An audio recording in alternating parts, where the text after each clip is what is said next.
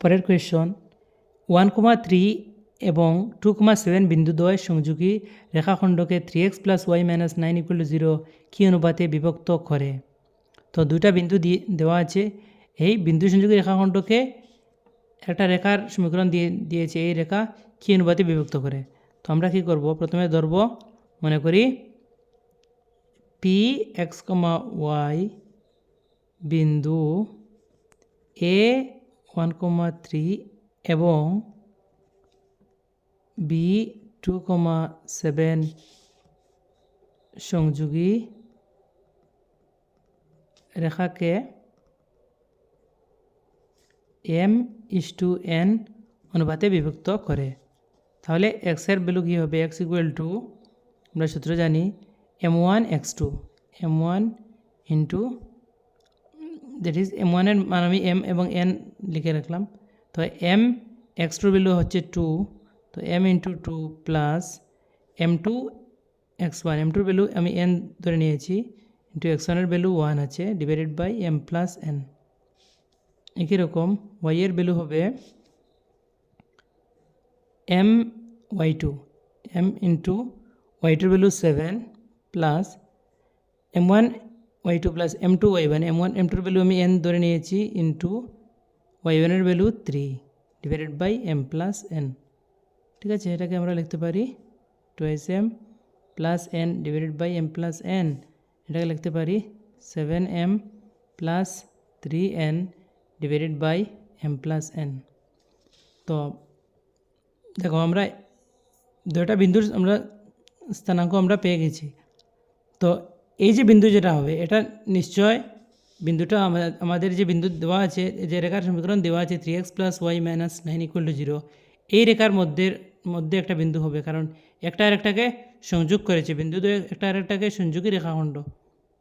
তো নিশ্চয়ই এটাকে যেহেতু বিভক্ত করেছে, সেই জন্য এই x এবং y বিন্দু যেটা আছে, এটা এই সমীকরণকে সিদ্ধ করবে।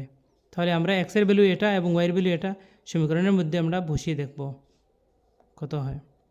3 ইন্টু x এর ভ্যালু আছে 2m plus n divided by m plus n, bracket দিয়ে দিই, প্লাস সমীকরণ হচ্ছে কি 3x + y - 9, 3x + y - 9 = 0, plus y এর ভ্যালু আছে 7m plus 3n divided by m plus n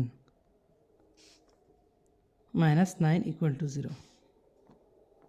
তো আমরা এখানে সলভ করলে -9কে আমরা ডান দিকে নিয়ে লিখতে পারি =9। তো এখানে দেখো, নিচে m প্লাস n দুইটার নিচে আছে, তো এটা লসাগু এলসিএম হয়ে যাবে m প্লাস n, 3 দিয়ে এটাকে মাল্টিপ্লাই করলে 6m প্লাস 3n। তো যেহেতু লসাগু দুইটার নিচের সংখ্যাটা সেম সংখ্যা আসে, সেই জন্য উপর কিছু পরিবর্তন হবে না, সেম থাকবে, প্লাস 7m প্লাস 3n = 9। তো 9 দিয়ে আমরা প্রথমে উপরে যোগটা করে নিই, 6m আর 7m যোগ করলে 13m প্লাস 3n 3n যোগ করলে 6n divided by m plus n = 9। তো আমরা 9 এর নিচে 1 আছে, আমরা ক্রস মাল্টিপ্লিকেশন করলে হবে 13m plus 6n = 9m plus 9n। তো আমরা এটাকে আমরা m এর ভ্যালু আমরা বাম দিকে নিয়ে নেই, 13m minus 9m = 9n minus 6n। তো 13m থেকে 9 গেলে 4m = 9 থেকে 6 গেলে 3n। তো আমাদের অনুপাত নির্ণয় করতে হবে, তো m বাই nটা এদিকে নিয়ে নিব, উপরে 3 আছে, এই 4টা ইন্টু আছে, এটা ডান দিকে গেলে ডিভাইড হয়ে যাবে। তো অনুপাতটা কী হবে, m:n = হবে 3:4 আনসার। তো 3:4 আমরা দেখতে পাচ্ছি option number D, option number ডিটা হবে কারেক্ট। পরবর্তী কোয়েশন, ম্যাচ দ্য কলম 1 উইথ দ্য কলম 2। তো স্তম্ভ 1 এবং স্তম্ভ 2 দেওয়া আছে, তো এগুলার দূরত্ব নির্ণয় করতে হবে। গিভেন 2 পয়েন্টস অ্যান্ড তাদের ডিস্টেন্স বা দূরত্ব সূত্র আমরা ব্যবহার করে আমরা এটাকে ম্যাচ করতে হবে। তো কোনটার সাথে কোনটা হবে, ঠিক আছে। তো তোমরা ইজিলি একটা জিনিস দেখো, তোমরা এখানে 0 0 বিন্দু থেকে 3,4 বিন্দুর ডিস্টেন্স কত হবে? আমরা জানি 0 0 অর্থাৎ মূলবিন্দু থেকে দূরত্ব হয় √(x² + y²). √(x² কত হবে? 3 3 9 প্লাস 4 4 16, 16 9 কত হয়? √25, 25 বর্গমূল 5। তো এটাকে আমরা দেখি 3 যেটা এটা এর সাথে মিলবে, ঠিক আছে। তো অপশন তোমরা দেখতে পাচ্ছ 3 এর সাথে দুইটা অপশনে আছে, তো এই দুইটার মধ্যে একটা হবে, এ এবং বি তো হবেই না। ইজিলি মানে আমরা চিন্তা করলে অনেকটা অঙ্ক ইজিলি আমরা সব করতে লাগে না। প্রথমটা দেখো, এখন প্রথমটার সঙ্গে আমরা যদি ম্যাচ করি তাহলে অ্যান্সার পেয়ে যাবো, কারণ প্রথমটার সঙ্গে এখানে ডি আছে, এখানে সি আছে। প্রথমটা আমরা যদি নির্ণয় করি তাহলে কী হবে? √(x2 - x1) 4 - 2 স্কোয়ার করলে কত হবে? 4 থেকে 2 গেলে 2, 2 এর স্কোয়ার হলো 4, প্লাস 1 - 3, 1 - 3 হলে -2 হবে, -2 স্কোয়ার করলে +4 হয়ে যাবে। তো কত আছে? √8। √8কে আমরা কীভাবে লিখতে পারি? √4 × 2, 4কে লিখলে হবে 2, 4 এর বর্গমূল 2 হবে, আর ব্র্যাকেটে থাকবে √2, তো 2√2। তো এ নম্বরটা আমরা দেখতে পাচ্ছি ডির সাথে মিলছে। তো এ হচ্ছে রোমান 1টা হচ্ছে ডির সাথে মিলছে, রোমান 3টা এর সাথে মিলছে, এরকম অপশন একটাই আছে, তাহলে অপশন সি কারেক্ট হবে। বাকিটা তোমরা করে দেখতে পারো, মিলে যাবে। পরবর্তী প্রশ্ন 28, যখন θ = 60 ডিগ্রি tan θ এর মান হবে। তো এটা একদম ইজি, আমরা টেবিল যেহেতু আমরা জানা আছে tan 60 ডিগ্রি ভ্যালু হচ্ছে √3, ঠিক আছে। তো tan 60 ভ্যালু হবে √3, তো এখানে অপশন এ তো হবেই না, বিও তো হবেই না, ডিও তো হবে না, তো এখানে √3/2 আছে, তো নিশ্চয়ই সি হবে। সি কেমনে হবে? আমরা দেখতে পাচ্ছি এখানে 3/√3 লেখা আছে, তো 3কে আমরা লিখতে পারি √3 × √3। যে কোনো সংখ্যাকে আমরা 2 বার √3 দিয়ে মাল্টিপ্লাই করে লিখতে পারি। 3কে √3 × √3 লিখবো, নিচে আছে একটা √3, √3 ক্যান্সেল হয়ে যাবে, আনসার হয়ে যাবে √3।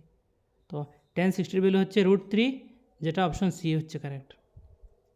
পরবর্তীতে যদি 1 + sin α / 1 - sin α = m² - n² হয়, তবে sin α এর মান হবে m² - n² / n² + m²। তো এটা আমরা এটা উক্তি দিচ্ছে নম্বর 2, একটা দিচ্ছে tan a এর মান সর্বদা 1 থেকে ছোটো হবে। এটা তো একদম ভুল, কারণ আমরা জানি tan 45 এর ভ্যালু 1 হয়, তো 1 থেকে ছোটো হবে যেটা বলছে ওটা তো ভুল উক্তি। তো প্রথম উক্তিটা আমরা চেক করব, 1 + sin α / 1 - sin α = m² - n² যদি হয়, তাহলে sin α এর ভ্যালু কত হয়, ঠিক আছে। তো এটা আমরা এখন করে দেখি কী হয় answer. 1 + sin α / 1 - sin α = m² / n²। তো আমরা এক কাজ করতে পারি, আমরা +1 উভয় দিকে +1 করলে দেখো কী হয়। 1 + sin α / 1 - sin α +1, এদিকে ওরকম m² / n² +1, 1 প্লাস করলে কী হবে? নিচে হবে 1 - sin α, এটা লসাগু হয়ে যাবে। উপরে কি আছে? তার উপরের সংখ্যা যেরকম আছে সেরকম থাকবে, 1 + sin α প্লাস এই 1, এটার নিচে 1 আছে, 1 - sin α আবার ভাগ যাবে, তো 1 - sin α কে 1 দিয়ে মাল্টিপ্লাই করলে হবে আবার 1 - sin α = এদিকে এরকম m² লসাগু হবে, উপরে হবে m² প্লাস n² রেখে n²। উপরে দেখতে পাচ্ছ sin α প্লাস আছে, sin α মাইনাস আছে, এটা তো ক্যান্সেল হয়ে যাবে, তো কী থাকবে উপরে 2 × 1 - sin α = এখানে কি আছে? m² plus n² / n²। তো আমরা যদি ক্রস মাল্টিপ্লিকেশন করি তাহলে কি দেখতে পাবো?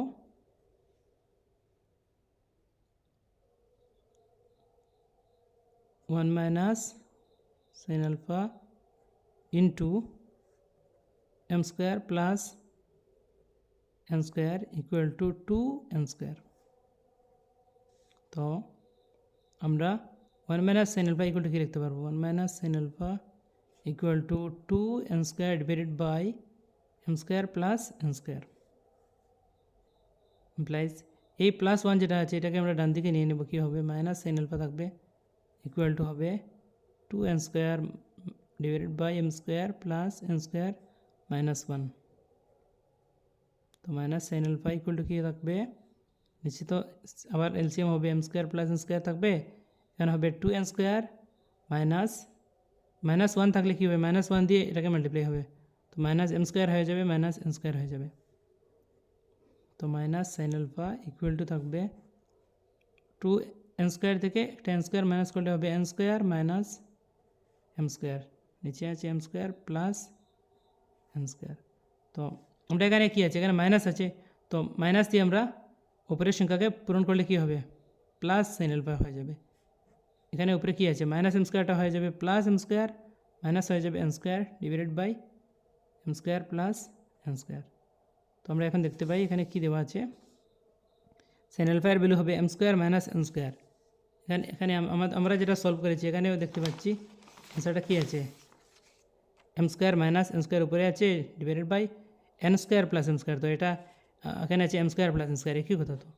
তো সাইন আলফার ভ্যালু যেটা দেওয়া আছে এটা শুদ্ধ আছে এবং 2 নম্বর উক্তি যেটা এটা ভুল আছে। তো অপশান কোনটা হবে, 1 নম্বর সত্য কিন্তু 2 নম্বর মিথ্যা, তো অপশান বি কারেক্ট হয়ে যাবে। পরবর্তী প্রশ্ন, নিচেরগুলি মেলাও, ম্যাচ দ্য ফলোইং। তো এখানে দেখো এটাও আবার তোমাদের ট্রিগোনোমেট্রির কনসেপ্ট একটু ইউজ করলে তোমরা এটা অসুবিধা হবে না, সহজে করতে পারবে। 1 মাইনাস সাইন স্কোয়ার থিটাকে আমরা কী লিখতে পারি, কস স্কোয়ার থিটা, যে কোনো একটা তোমার যেটা সহজ লাগে এটা থেকে তুমি ম্যাচ করতে পারো।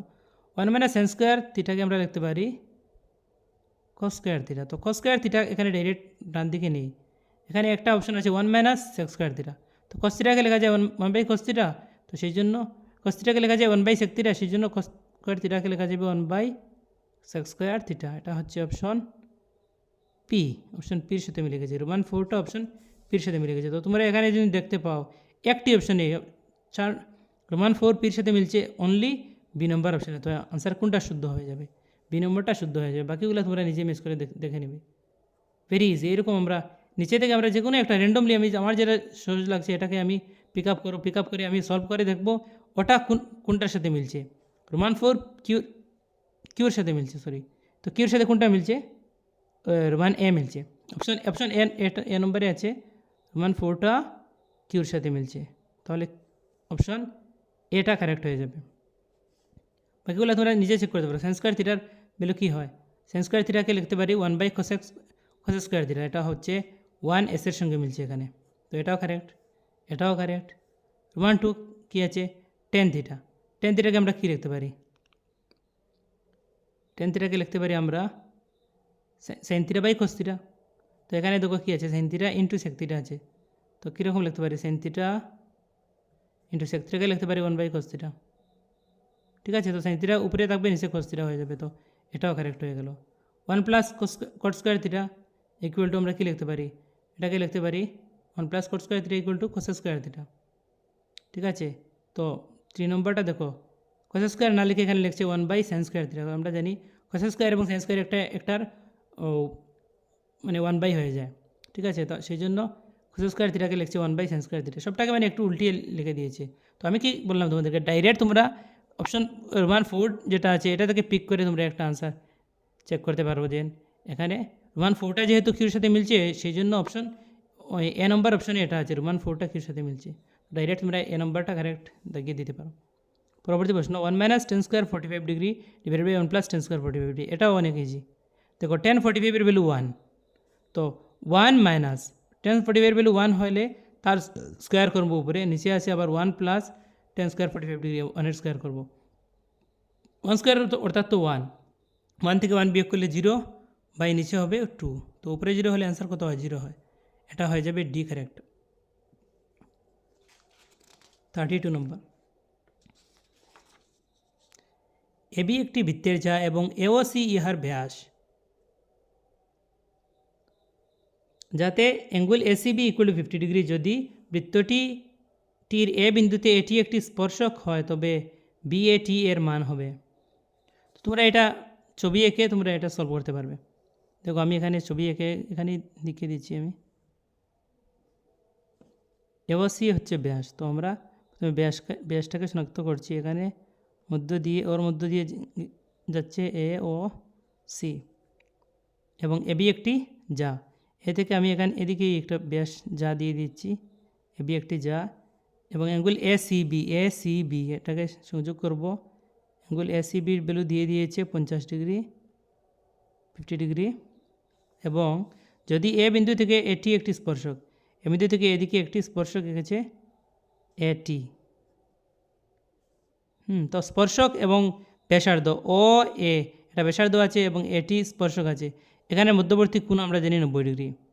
অ্যাঙ্গুল ও এ টি হচ্ছে 90 ডিগ্রি, ঠিক আছে। তো আমাদেরকে নির্ণয় করতে হবে অ্যাঙ্গুল বিএটি নির্ণয় করতে হবে। তো বিএটি আমরা নির্ণয় করার আগে আমরা প্রথমে ও এ বি আমরা নির্ণয় করতে হবে। কারণ ও এ টির মধ্যে দুইটা অ্যাঙ্গুল আছে, ও এ বি এবং বিএটি।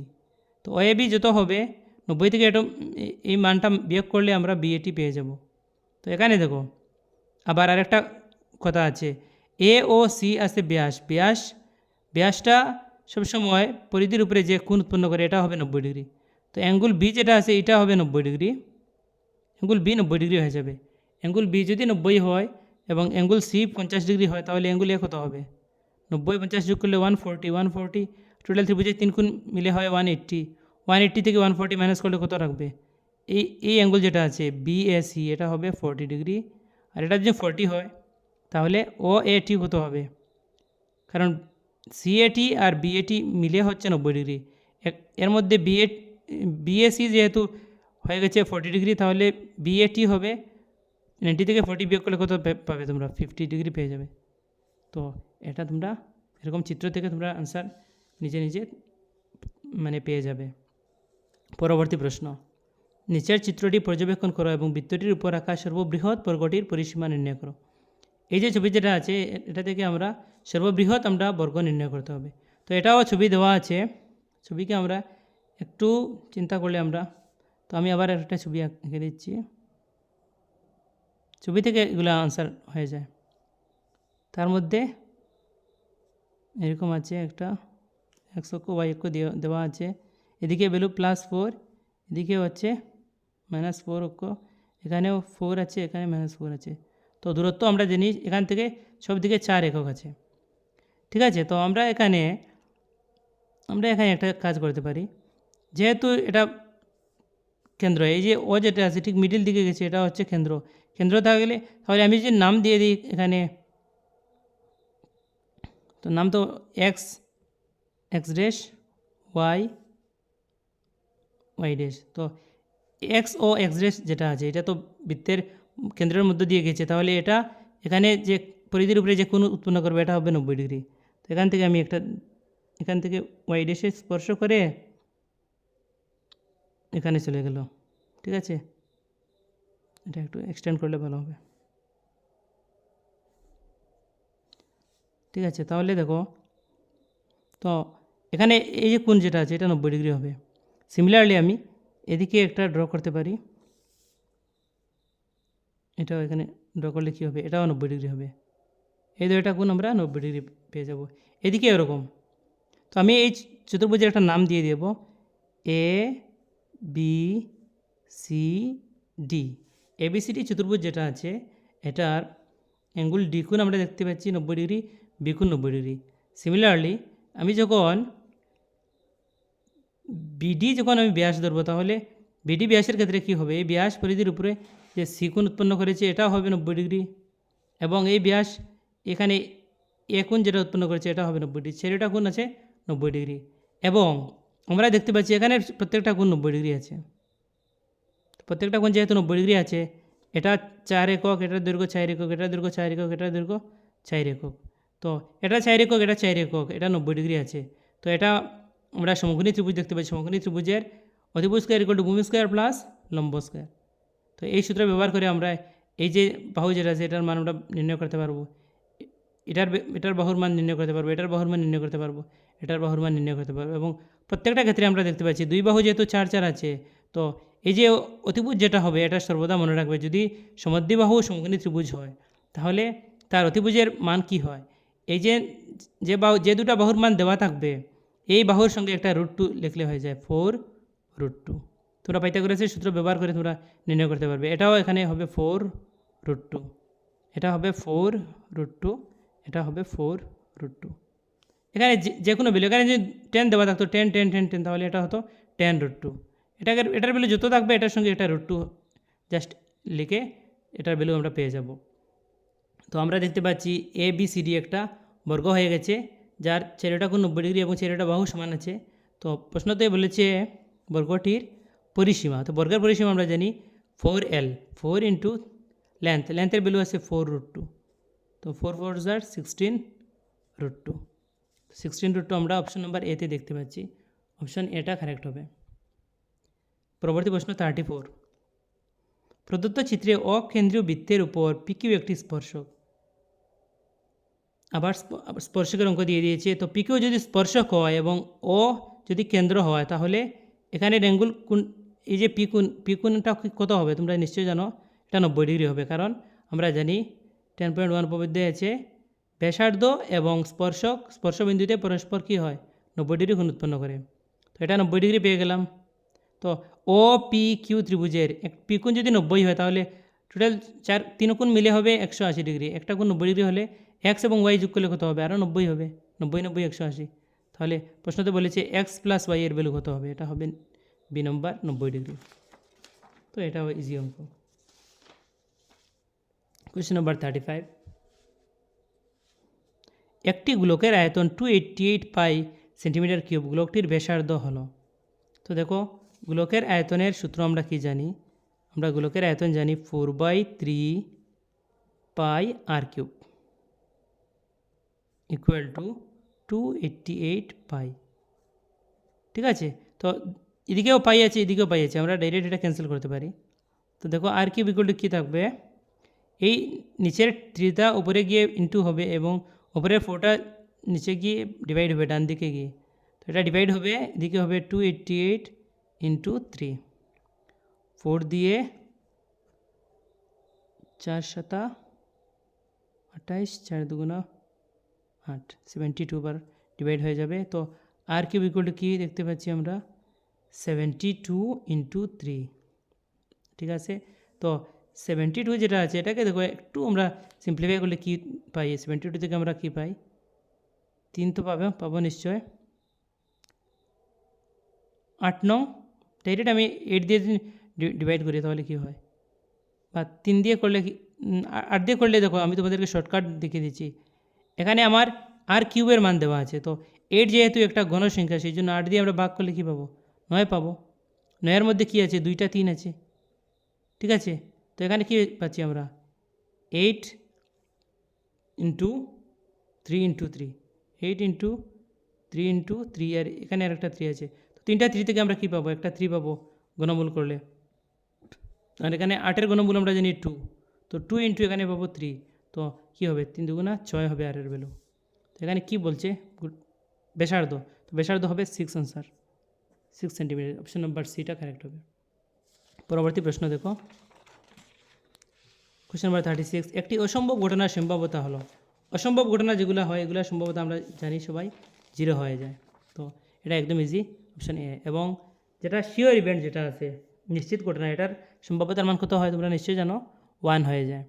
এবং সম্ভাব্যতার মান কত থাকে এটাও তোমরা জানবে, 0 থেকে আরম্ভ করে P of any event value আরম্ভ হয় এবং সর্বাধিক 1 হতে পারে।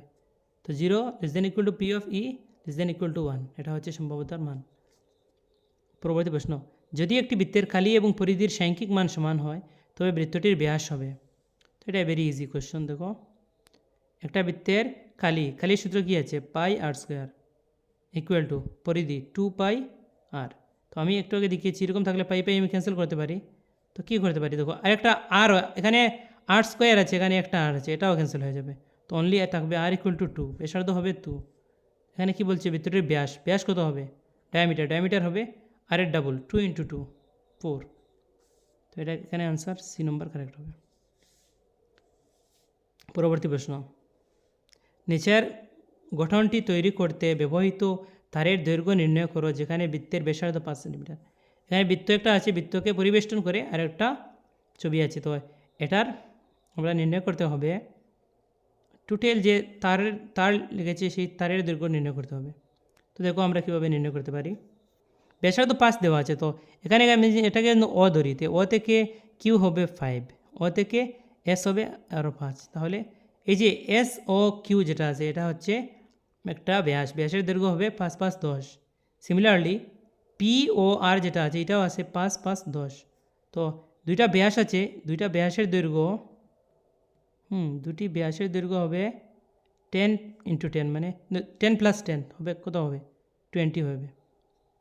আর কি পাই আমরা এখানে, এটা 5 আছে। তো পরবর্তীতে দেখো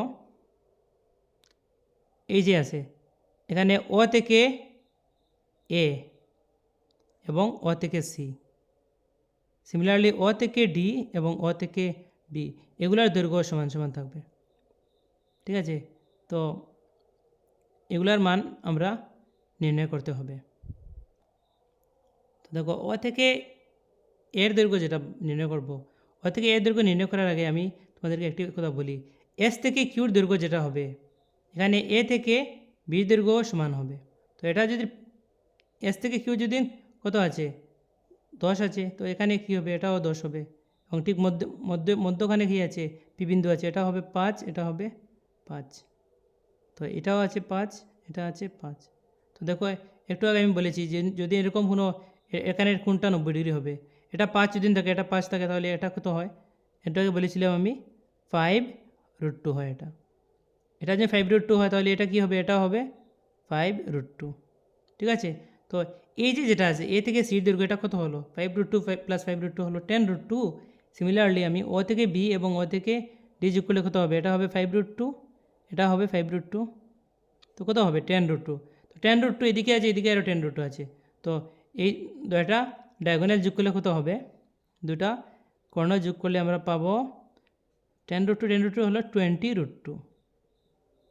আর কি আছে দেখো, আর আছে এ বি সি ডি যেটা, তো এটা আমরা জানি একটা 10.2 উপপাদ্য অনুষ্ঠিত এক্সারসাইজের কোশ্চেন নম্বর 12 একটা প্রশ্ন আছে, একটি বৃত্তকে পরিবেষ্টন করে যদি একটা সামান্তরিক আমরা অঙ্কন করি তাহলে এটা রম্বাস হবে। তো এখানে আমরা যেটা দেখতে পাচ্ছি এটা 5 5 10 হচ্ছে, এখানে কি হচ্ছে 5 5, এটাও 10, সিমিলারলি এদিকে 10, এটা 10। তো এই যে যেটা আছে এটা সাইড সাইড সমান আছে, তো সেই জন্য 10 + 10 + 10 + 10 কত হবে, এটার পরিসীমা হবে 40। ঠিক আছে, এবং পরবর্তীতে আমরা আরেকটা জিনিস থেকে গেছে যেটা হচ্ছে এই বৃত্তের পরিধি, বৃত্তের পরিধি হচ্ছে 2πr। তো বৃত্তের পরিধি 2πr জন্য আমি বসাই, এখানে দেখো অপশনে পাইয়ের মানটা ওরা পুট করে নি, পাইয়ের মানটা পাই রেখে দিয়েছে। তো ব্যাসার্ধ আমাদের 5 দেওয়া আছে, তো 2 × π × ব্যাসার্ধর মান আর এর মান যদি আমি 5 বসিয়ে দিই × 5, তাহলে 5 2 10 π হয়ে যাবে। এখন আমি সব যোগ করব, সব যোগ করলে দেখো কত হয়, সব যোগ করলে কত হয়, সংখ্যা যে দুটো আছে এই দুটো যোগ হবে 20, এদিকে আছে এখানে 20 আছে, এদিকে 40 আছে, 20 40 যোগ করলে হবে 60 প্লাস একটা আছে, একটা এখানে পাইয়েলার সংখ্যা আছে, এটা যেরকম আছে এরকম থাকবো 10 π থাকবে, প্লাস 20√2 যেটা আছে সেটাও আমি √2 আকারে লিখতে হবে। তো কত হবে, এটা হবে +20√2। তো এখান থেকে আমরা দেখতে পাচ্ছি সবটাতে 10 কমন আছে, সেই জন্য আমরা 10 কমন নিয়ে নিলে কত হবে, 10 কমন নিলে এখানে থাকবে 6, এখানে থাকবে শুধু পাই, এবং এখানে 20 থেকে 10 কমন নিলে হবে 2√2। তো এটা হবে আনসার। আমাদের অপশন দেখো 10 কমন নিয়েছি, কিন্তু এক্স্যাক্টলি তো এরকম কোনো অপশন আমরা পাচ্ছি না। তো ওদের অপশন মানে প্রশ্নে একটা ভুল আছে, এখানে অ্যাকচুয়ালি অলমোস্ট ডি নম্বরটা মিলে গেছিলো, 6 + π প্লাস ওরা শুধু √2 দিয়ে দিয়েছে, তো এখানে হবে 2√2। ঠিক আছে, অপশন ডি যেটা আছে এখানে হবে +2√2, 2√2 দিয়ে দিলে ডি নম্বরটা কারেক্ট হয়ে যাবে। ঠিক আছে, পরবর্তী প্রশ্ন 39। একটি বৃত্তের পরিধি 180 সেন্টিমিটার, বৃত্তটির একটি বৃত্তকলার কোণ 60 ডিগ্রি হলে বৃত্তকলার চাপের দৈর্ঘ্য। তো দেখো বৃত্তকলার চাপের দৈর্ঘ্যতে আমরা কি বসি, সূত্র হচ্ছে 3/360 × 2πr। 2πr হচ্ছে পরিধির মাপ, পরিধির মাপ ওরা দিয়ে দিয়েছে, তো একদম ইজি। থিটার ভ্যালু কত আছে 60/360 × 2 পাই এর ভ্যালু আমি আর নির্ণয় করতে হবে না, ওরা দিয়ে দিয়েছে 180। 0 0 কাটা যাবে 6 6 আর 36 এবং 6 180 মধ্যে ভাগ যাবে 30 বার, 318 30 বার। তো অপশন এ নম্বরটা কারেক্ট হয়ে যাবে। তো এরকম অঙ্ক তোমাদের এইচএসসি পরীক্ষায়ও আসতে পারে, ক্লাস 10-এর ফাইনাল পরীক্ষায়। তো তোমরা এরকম প্রস্তুত থাকবে এরকম অঙ্কের জন্য। একটু মানে টেকনিক ইউজ করলে তোমরা অনেক সহজে তোমরা সূত্রকে পুট করতে পারবে। পরবর্তী প্রশ্ন, একই মাপের দুইটি নিরেট ঘনকের প্রতিটির বাহুর দৈর্ঘ্য কে একক, তাদের পাশাপাশি সংযুক্ত করায় সংযুক্ত আয়ত ঘনকের আয়তন ঘন এককে হবে। ঠিক আছে, তো আয়তনের সূত্র কী আছে? আয়ত ঘনকের আয়তন L × B × H। তো যখন এটা তোমাদের বইয়েও একটা অঙ্ক ছিল, যখন দুইটা ঘনককে পাশাপাশি তোমরা সংযোগ রাখবে তখন কী হবে? আয়ত ঘনক যেটা তৈরি হবে এটার দৈর্ঘ্যটা শুধু ডাবল হবে, আর কিছু পরিবর্তন হবে না। উচ্চতা এবং প্রস্থ সমানই থেকে যাবে। দ্যাট ইজ L যেটা ছিল আগে কে ছিল, বাহুর দৈর্ঘ্য কে ছিল, Lটা হয়ে যাবে 2K এবং ব্রেথ যেটা এটা কে থাকবে, হাইটও কে থাকবে। তো LBH মাল্টিপ্লাই করলে কত হবে? 2 থাকবে আর K × K তো কী হয়ে যাবে? LBH = হবে 2K³। দেখো বি নম্বর অপশনটা হয়ে গেছে 2K³, এটা শুদ্ধ। পরবর্তী প্রশ্ন, আর ব্যাসার্ধযুক্ত অর্ধগোলকের মোট পৃষ্ঠকালি। তো অর্ধগোলকের মোট পৃষ্ঠকালি আমরা সূত্র জানি 3πr², এটা তো ডাইরেক্ট সূত্র দিয়ে দিয়েছে। ঠিক আছে, পরবর্তী প্রশ্ন, যদি একটি শঙ্কু এবং একটি বেলনের আয়তন সমান হয় এবং তাদের ব্যাসার্ধের অনুপাত 3:5 হয় তবে তাদের উচ্চতার অনুপাত হবে। তো দেখো এটা আমি করিয়ে দিচ্ছি তোমাদেরকে। দেখো শঙ্কু এবং বেলনের আয়তন সমান এবং তাদের ব্যাসার্ধ, তো ব্যাসার্ধের অনুপাত, তো ব্যাসার্ধ আমরা যদি ধরি একটা R1, শঙ্কুর ক্ষেত্রে আমরা ধরছি R1 এবং এই বেলনের ক্ষেত্রে ধরছি R2। R1/R2 দিয়ে দিয়েছে 3/5, 3:5 মানে 3/5 ভাবে লিখতে পারি আমরা। তাদের উচ্চতার অনুপাত নির্ণয় করতে হবে এবং তাদের কি বলেছে? বেলনের আয়তন সমান। তো আয়তনের সূত্র কী আছে আমরা জানি। তো আমরা উচ্চতাকে যদি H1 এবং H2 ধরি তাহলে আয়তনের অনুপাত কী হবে? শঙ্কুর আয়তন 1/3πr²H, তো এখানে R1² H1 এবং বেলনের হচ্ছে শুধু πr²H, R1 এটাকে R2 ধরে নিই, H2 ধরে নিই, ইকুয়াল টু, তো ওরা কি বলেছে? শঙ্কু এবং বেলনের আয়তন সমান। আয়তন যদি সমান হয় তাহলে কি হবে? তাদের অনুপাত বাই করলে আনসার কত হবে? আনসার 1 হবে। ঠিক আছে, তো এখানে দেখো পাই তো ক্যান্সেল হয়ে যাচ্ছে, কী দেখে যাচ্ছে? এই 3টা আমরা নিচে লিখতে পারি। তো শুধু এখানে আছে R1² আছে, নিচে আছে R2² এবং H1 H2 যেটা আছে এটাকে আমরা কী করতে পারি? এটাকে আমরা ডান দিকে লিখলে একটু সুবিধা হবে তোমাদের জন্য। তো H2 যেটা আছে, H2-র ভ্যালুটা নিচে আছে, এটা ডান দিকে গেলে এটা উপরে হয়ে যাবে এবং এই H1 যেটা আছে এটা নিচে চলে যাবে। এই 3 যেটা আছে এটা নিচের 3 যদি ডান দিকে যায় তাহলে এটা উপরে চলে যাবে এবং R1/R2 ভ্যালু দিয়ে দিয়েছে 3/5, ওদেরকে স্কোয়ার করলে কী হবে? ঠিক আছে, তো 3/5 হোল স্কোয়ার ইকুয়াল টু হচ্ছে 3H2/H1, তো স্কোয়ার করলে কত হবে? 925, এদিকে আছে 3H2/H1। ঠিক আছে, পরবর্তীতে আমরা কী করতে পারি? আমরা H1/H2 আমরা নির্ণয় করব। তো এই H1 H2কে আমরা যদি বাম দিকে নিয়ে নিই এবং সংখ্যাগুলোকে যদি ডান দিকে নিয়ে নিই তাহলে কী হবে? H1টা 9-এর জায়গায় চলে যাবে, 9টা চলে যাবে H1-এর জায়গায়, এদিকে এরকম। শুধু H2টা আমি 25-এর জায়গায় নিয়ে নিলাম, 3টা ওর স্থানে থাকুক এবং 25টা ওখানে ইনটু হয়ে যাবে। তো 3 9-এর মধ্যে 3 বার যাবে, তো আনসার কী হচ্ছে? H1:H2 হবে 25:3, 25:3 আনসার। দেখো অপশন কোনটা কারেক্ট? Option A correct.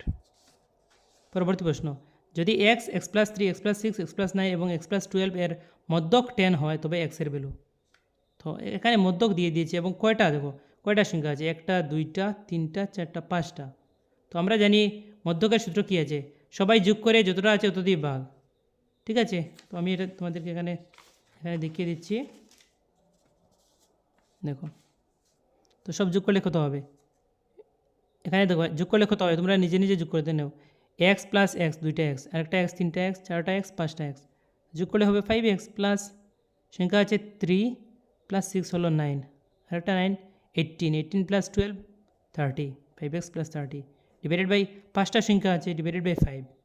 তো ওর মধ্যকের ভ্যালু দিয়ে দিয়েছে 10 ইকুয়াল টু 10। দেখো সলভ করলে কত হয়, দেখো তো 5 দিয়ে আমরা যদি ডিভাইড করি তাহলে কী হবে, দেখো উভয় সংখ্যাকে ফার্স্ট দিয়ে ডিভাইড করতে পারি আমরা, বা 5 কমন নিয়ে লিখতে পারি। 5 কমন নিলে হবে এক্স প্লাস 6 বাই 5, এখানে 5 ক্যান্সেল হয়ে যাবে, equal to 10। That is x plus 6 equal to 10, x equal to কত হবে 10 মাইনাস 6 ইকুয়াল টু 4, এক্সের ভ্যালু হয়ে যাবে 4। তো এক্সের ভ্যালু কত হবে, সি নম্বর অপশন 4। ঠিক আছে, পরবর্তী প্রশ্ন নিচের বিভাজন তালিকায় 43 ক্যান্সেল 44।